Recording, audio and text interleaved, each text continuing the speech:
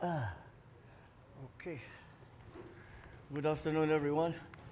I suppose this is, you can consider this uh, the next chapter of my continuing reportage to the people about all of the developments concerning the flood control mess that we are confronting right now. Today, what I will be showing you is because alam nyo yung una, there were three phases to the entire process. The first phase was to find out what the ghost projects were, what were the sub-specs and sub-spec projects that were made, what were, etc. Yung problema. The second part is to find out who was responsible so that they can be answerable to the people for whatever it is that they may have done. Kung may kickback na malaki, kung hindi binuo, sinong gumawa niyan, hinanap natin. So that's the second part. The third part is what reforms are we instituting? What did we learn from all of this? From all of this catharsis that we had to go through. What have we learned? One of the things, isa sa pinakamahalagang bagay na maliwanag na lumabas sa lahat ng mga investigasyon, sa lahat ng mga pangyayari, ay nawalan tayo ng transparency. Hindi nakikita ng tao kung ano talaga ang pangyayari sa loob ng pamahalaan. Kaya naman kung ano-anong ginagawa, walang nagsusumbong dahil hindi nakikita na itatago nila.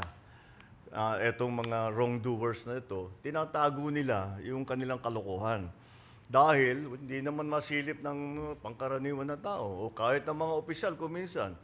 Maalala ninyo, there was a case that a governor wanted to inspect a flood control project. Yung kontratista ayaw papasukin yung governor doon sa mismong may pulis pa silang kasama. Pinigilan yung governor.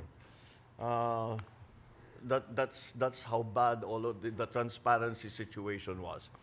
Kaya tayo nandito ngayon upang i-roll out, let me use that word, the DPWH Transparency Portal. And ito ay isang sistema na ating binuo upang kahit sino, hindi kailangan opisyal, kahit sino na kung nais nilang maghanap na impormasyon tungkol sa isang project, tungkol sa project dun sa kanilang lugar, ay maaari nilang gawin. Kaya ito po, yan yung, that is the title page. And let us use, namili kami para madaling pag-demonstrate, namili kami ng halimbawa, itong Eliseo Trinidad Access Bridge Project sa Pampanga River. Kung titignan ninyo, gamitin nyo yung search bar, makikita ninyo agad sa portal ang implementing office, ang contractor, ang halaga ng proyekto, ang accomplishment, completion date, at yung report. At agad-agad, kung meron kayong tanong, may issue tungkol sa proyektong yan, pwede ninyong pindutin ang report. Yan. Kung saan maaari ninyong itag ang proyektong bilang completed, defective, duplicate, unfinished, o ghost. Kung hindi naman, pwede ninyong makita ang ibang impormasyon pa tungkol sa proyekto tulad ng location data, kung nasaan, pati may ilagay natin sa mapa, ang location data, map view, at saka yung eksaktong location ng proyekto. Meron ding tab para sa procurement detail. Paano ba pinocure ang mga materyales para dito? Kung saan naman makita ang approved budget para sa isang kontrata, mga petsa ng procurement activities, kailan yung mga buying doon sa mga sa gamit, kung kailan na-advertise, kailan pinabid, kailan inaward, at iba pang mga detalye ng mga kontraktor na lumahok sa bidding at ang mga winning bidder. Meron naman sa Documents tab, pindutin yan. Documents tab naman, maaaring ma-view o ma-download ang mga ito. Ito dahil ginagawa natin full disclosure. Dahil karapatan na malaman ng lahat kung paano ginagastos ang pera ng bayan. Bawat proyekto, merong geotag na photo. Saan yung photo? Yan. Geotag na photo. Geotag, ibig sabihin may location, very specific location. Mula simula, habang ginagawa, at hanggang matapos, kung may ghost project, madaling makita ito. Ito ay patunay na ang ating transparency ay may kasamang traceability.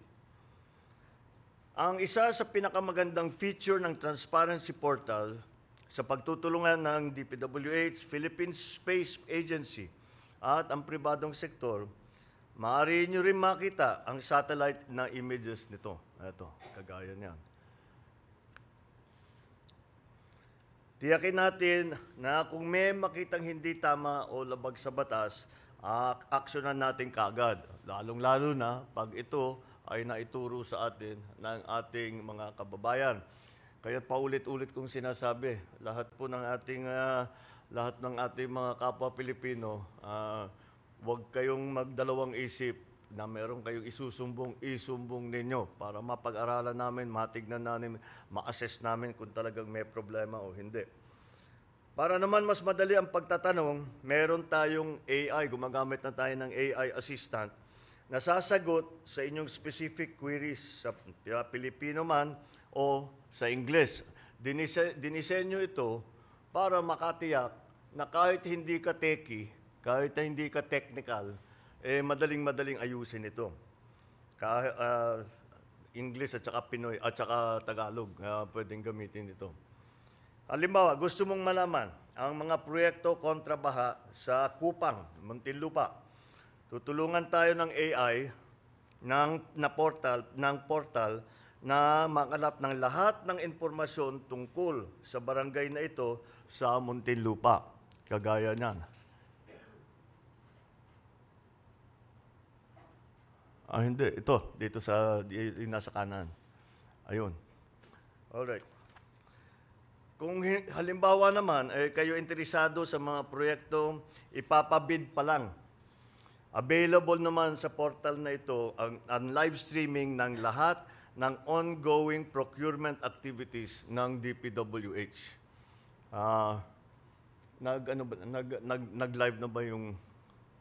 Nag-live na ba tayo dito sa... Ayan na. Kakasimula lang nito kaya tinatanong ko kung nag-live na mo. Kung nag-live na nga. Ayan, yung pwedeng manood sa mismong bidding process.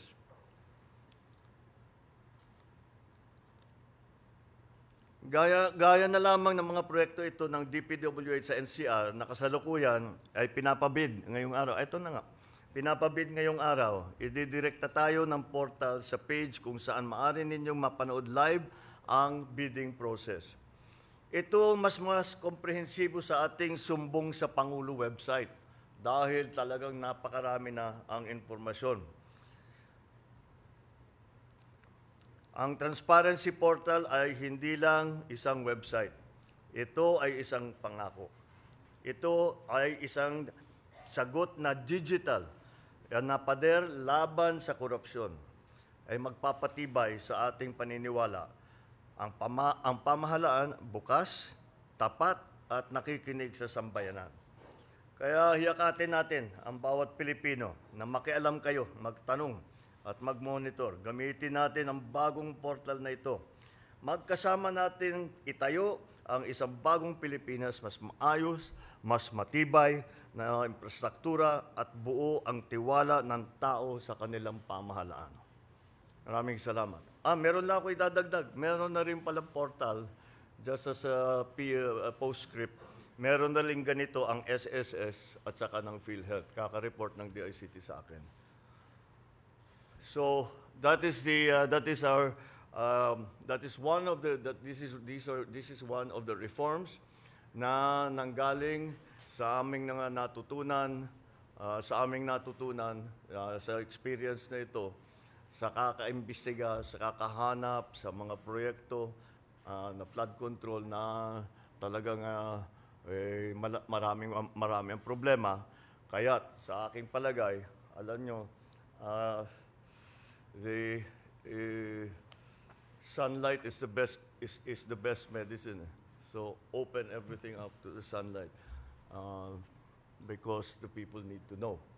I hope that this will satisfy this will satisfy our need and our desire that with the process now that people have no faith in, na walang katiwa-tiwala ngayon ang taong bayan. Hindi mo naman sila masisi, pero wala silang tiwala sa sistema ngayon. Ay sana naman ito ay maibalik natin ang kumpiyansa ng ating mga kababayan sa ating pamahalaan. At I know it is just the first step, but it is just the first step. We will keep going on this. All right? Maraming salamat. Thank you. Thank you very much, Mr. President. Ang unang tanong po, Mr. President, kay Raquel Bayan ng Radyo Pilipinas. Good afternoon po, Mr. President. Sir, yung sumbong sa Pangulo Portal naging... Dito po, sir. There you go. Oh, there. Sir, yung sumbong sa Pangulo Portal, naging effective po siya kasi may direct access po kayo doon. Kayo po mismo yung sumisilip ng mga information na dinadala doon. With this transparency portal, sir, magkakaroon rin po ba kayo ng access dito? And if not, paano po tayo makakasiguro na tama yung mga information na ilalagay dyan? Good question. Oh, tama. We have to, kasi kailangan talaga paulit-ulit natin tinitignan ito to make sure, first of all, that kasi baka mapalitan yung mga information, baka mapalitan yung mga numero, mga date, whatever it is.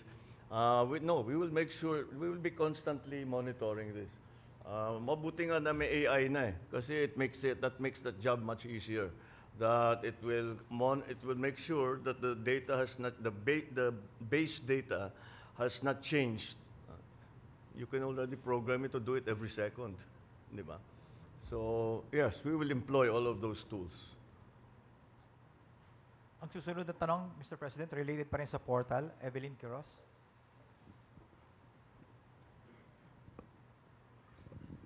Good afternoon, Mr. President. Clarification lang po, ito pong portal, ginawa po ng DPWH with the help of PADSI, Philippine Aerospace po. No, they came in doon sa satellite imaging. Opo. Doon yung pinipicture nung ano. Doon po sa... Oo. Kasi pag may request kami na tignan itong project na ito, actually monitoring din yan eh. I don't know if you noticed, one of yung picture na pinakita namin sa iyo was a work in progress hanggang natapos. It was a flood control dike na mahaba. It started saan yun? Yung tinitignan natin kanina. Anyway, it was one of those and that's constant naman ang monitoring. Before, hindi natin ginagawa. And then, follow-up po, Mr. President. Pinakita po kanina dito yung actual bidding po sa isang lugar kung saan man pong DP District Office. Pero yung pre-qualification po ba, yung before po na actual bidding, kasama din po ba dito sa portal natin? No, because the pre-qual is not sa back na lang yung pupunta. Yung sa the pre-qual is not done like that way. The pre-qualification is done in an office pinag-usapan na kinokomperensya yan. So it's not useful for anybody to watch it. Pero kung merong ginagawa doon sa pre-qualification, lalabas sa bidding yan eh. Ba't yan lang ang nag-bid? Ba't nawala si ganito, si ganyan, si ganyan, si ganyan? Di ba? Lalabas at lalabas yan eh. Mr. President, last question na lang po. Sure. Yung pong sinabi nyo kanina, nag-start po yung from anong agency, how much, sino po yung contractor, yung pang hanggang sa matapos, meron po tayong picture from start to finish. Pero na-consider din po ba ng DPWH na, kasi po ito pong na-file natin ng mga cases sa Sandigan Bayan, kasama po sa mga initial na warrant of arrest, yung po sa mga district offices na mga chief ng planning, sila po yung nag-review o tumitingin po actual sa mga project. Kasama po ba yun na kinonsider din po na pwedeng private na lang po yung parang mga PMO na ginagawa ng mga private offices po? Kung pwede. Hindi ko naintindihan. Kasi po ngayon, bawat district po, meron po tayong tinatawag na hepe ng planning, Sure. Na ano po yun, Oo. Secretary? Oo. Sila po yung titingin kung ano po yung actual. Eh, yun nga po, dito nga po nagka-problema, hindi ho ba napapalusot? Eh, na-consider po ba, or pwede po ba natin i-consider na magkaroon ng private mga engineers, yung mga PMO na tinatawag po? Para maiwasan po yung maulit ito. Kasi po ang purpose po natin ay maiwasan to, ma-resolve. So, pwede po bang ma-consider yon? Kasi po sa private, yun po ang alam kong ginagawa, Mr. President. Oo nga. Thank you po. Third party? Pwede. Third party inspector? If that's what's necessary, I just hope it doesn't. Basta hindi patagalin yung proseso, bakit hindi? Who will pay for it? Thank you, Mr. President. The next question from Maricel Halili. Hi, sir. Good afternoon. Good Sir, afternoon. on other issue, after the statement of Malacanang that E.S. Bersamin has voluntarily filed his resignation, E.S. Bersamin also spoke to the media saying that he was asked to resign. So, sir, first, was he asked to resign? Why did you decide to let go of both E.S. Bersamin and Secretary Pangandaman? And what does it say about the cabinet that E.S. and Secretary Pangandaman were dragged into this issue? Well, you know, the question about the Chief Luke and myself, wala, nag-usap na kami.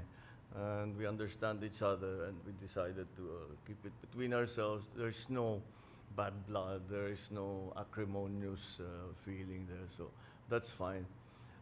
Si Sec Mina, because her name was dragged into the whole thing. You know, it makes it clear that whatever is going on, kung ano man ang mga questioning, kung ano man ang mangyayari, we want to be sure that she's not in a position where she might be suspected of influencing all that. Kasi when she's out of government, wala na siyang influensya. So hindi mo masasabing inayos niya yung kaso niya. Thank you, Mr. President. We have time for 2 more questions, Mr. President. All right. Anna from GMA News Online.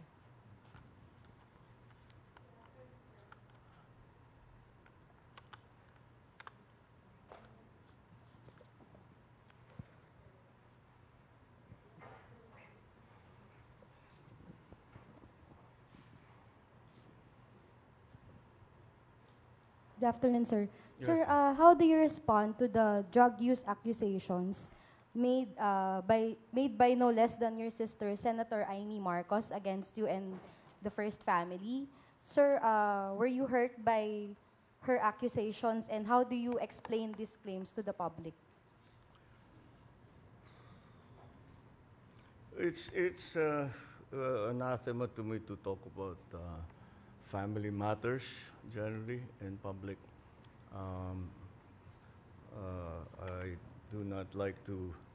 We do not like to show our dirty linen in public. I'll just say this much. For a while now, we've been very worried about my sister. When I say we, I'm talking about friends and family. And the reason that is because the lady that you see talking on TV is not my sister. And that view is shared by our cousins, our friends. Hindi siya yan. Hindi siya yan. So that's why we worry. So we are very worried about her. I hope she feels better soon. Sir, quick follow-up lang po. Nagkausap na po ba kayo, sir? Or do you intend to talk to your sister? We don't really, we no longer travel in the same circles, political or otherwise. So no. Okay, thank you, Mr. Thank you, President. sir. Thank For you. the last question, Kat Domingo, ABS-CBN. Good afternoon, Mr. President. Sir, we understand that you earlier mentioned that you do not want to dignify statements from former Of? You do not want to dignify statements from former Ako Bicol Party List Representative Zaldico, but he came out with a recent video claiming that you received over 50 billion, if I'm correct, in kickbacks. Yeah. we know that you don't want to respond to this anymore, but the public begs for your answer. How do you actually convince the public that in this battle of he said versus you said, how do you convince the public that you are the more credible side of this story, and how do you respond to his allegations directly? Well, look at the quality of the statements. Alam mo, how mahaba nang naging mga usapan natin tungkol sa fake news. Anyone can go online and make all kinds of claims and say all kinds of things. Paulit-ulit. But it means nothing. For it to mean something, umuwi siya rito. Harapin niya yung mga kaso niya. Kung meron siyang gusto sabihin, sabihin niya. Malalaman naman ng tao yan eh. Patunayan. But come home. Come home. Ba't ka nagtatago sa malayo? Ako, hindi ako nagtatago eh. Kung meron kang akusasyon sa akin, nandito ako. Gawin niyo ang pareho. At para patas lang naman. Okay. Thank you very much, Mr. President. That ends All our right. press conference Thank you. this afternoon. Thank you very much. Good afternoon.